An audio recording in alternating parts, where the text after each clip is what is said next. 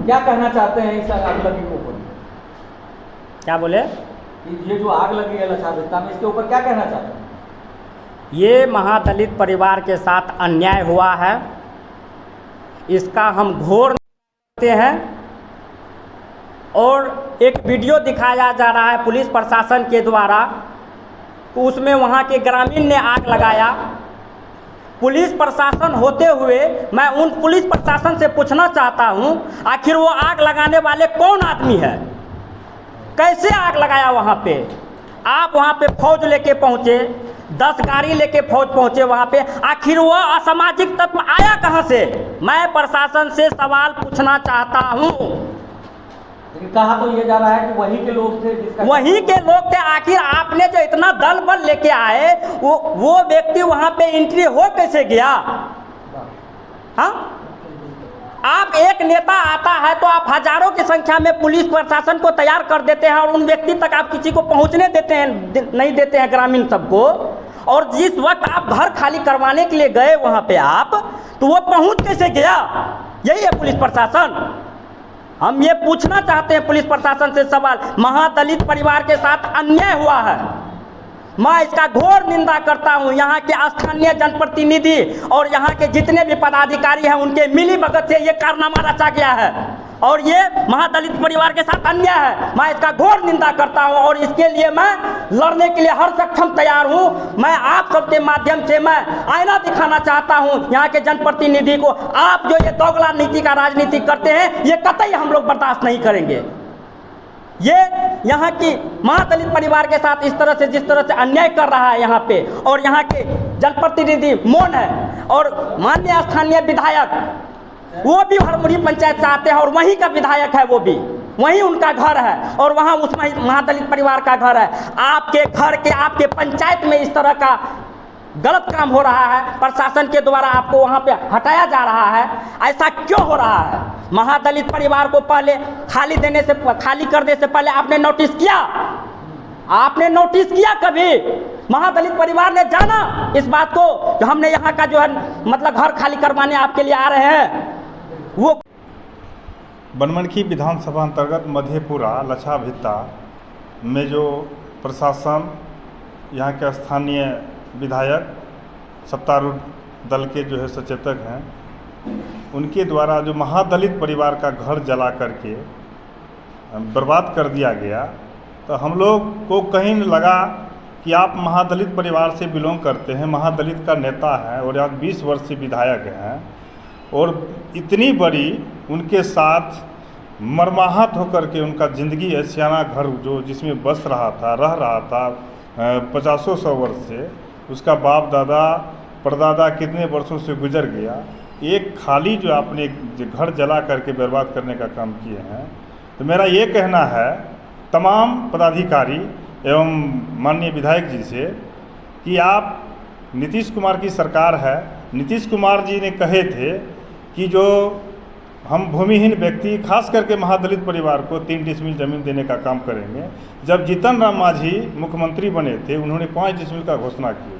चलिए 5 डिसमिल नहीं सही, जब तक आप 20 बरस रहने के बावजूद भी मंत्री भी रह चुके हैं पूरे बिहार के, तो आप वही महादलित में, और आपके बगल में है, आपके घर के बगल में वह टोला है, उस गांव से बिलोंग करते हैं, उस गांव में ऐसा बड़ा घटना, और आपके रहते हुए ये तो कहीं कहीं लग रहा है कि आपका भी कहीं कहीं इसमें दोष है, आपका भी राजनीति है। मैं कोर्ट का सम्मान करता हूँ कि कोर्ट का निर्देश है, लेकिन मैं आपसे कहना चाहता हूँ कि आपने इस महादलित परिवार को ज़मीन क्यों नहीं दिलाया, जबकि रैन बसेरा 1, 2, 3 चले गया। इसमें प्रोटोकॉल है, सरकार का नियम है, सरकार ने वादा किया था कि हमने 3 डिसमिल ज़मीन दूंगा, और कुछ लोगों को मिला भी।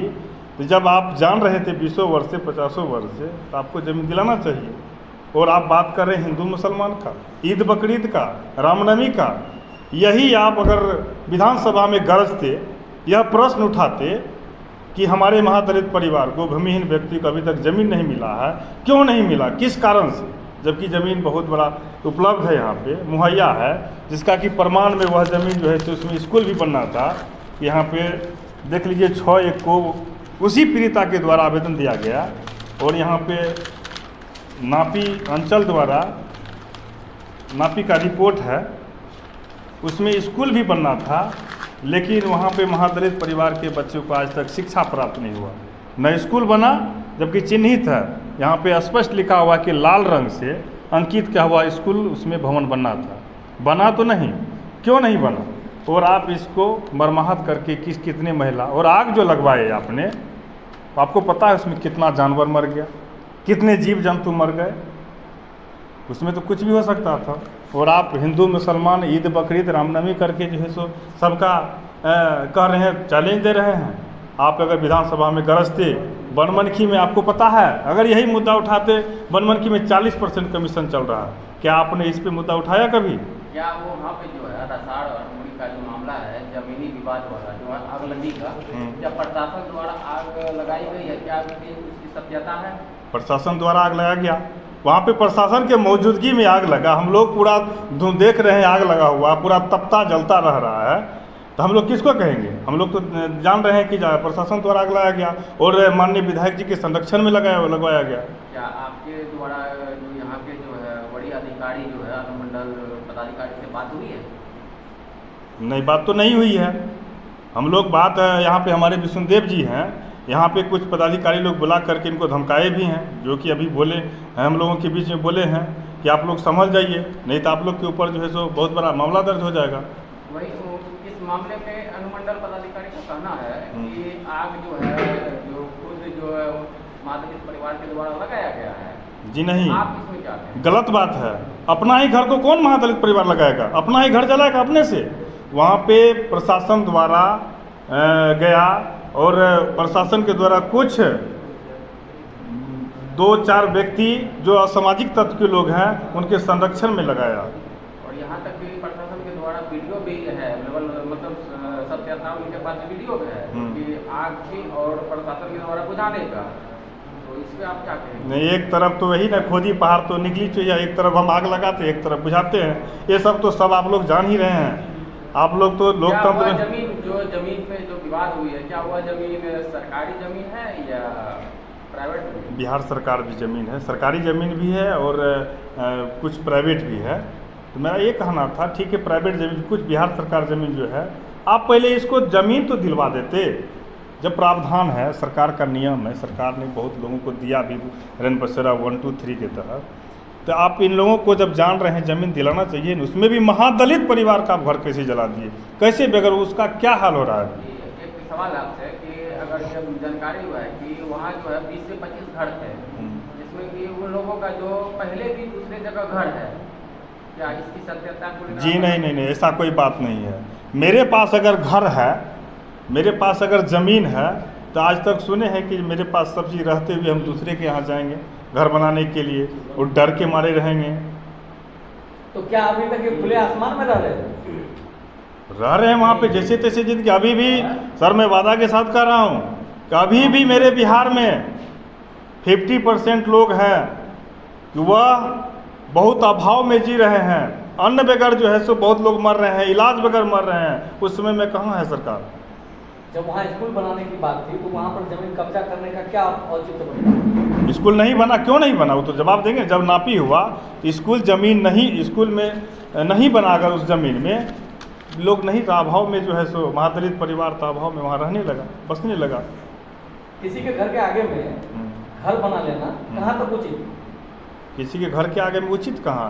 हम नहीं, हमारे पास, हम महादलित परिवार से बिलोंग करते हैं, कहाँ जाएंगे हम घर बनाने के लिए? आप दीजिए तो सही। तो 350 एकड़ जमीन बनमनखी अनुमंडल में, क्या वही जमीन में सारा चीज होना है या फिर और भी जहाँ जमीन नहीं, है, आपने वहाँ पर घर, आप महादलित घर बना सकता है? आपने उठाया कि जो किसी के घर के आगे ज़मीन में, तो बहुत पूरे बिहार का मुद्दा है। कहाँ कहाँ आपने घर खाली करवाया, कहाँ कहाँ घर जलाया आपने? घर तो बिल्कुल बोला जा रहा है कि वहाँ के लोगों ने जलाया। नहीं, ये गलत बात है। साक्ष्य है प्रशासन के पास? नहीं, मेरे पास भी साक्ष्य है, माने पे उजागर दिखाएंगे लोगों के साथ, हम आपके साथ उजागर करेंगे इस बात का। अपना घर को कौन जलाता साहब? आप अपने घर को जलाइएगा।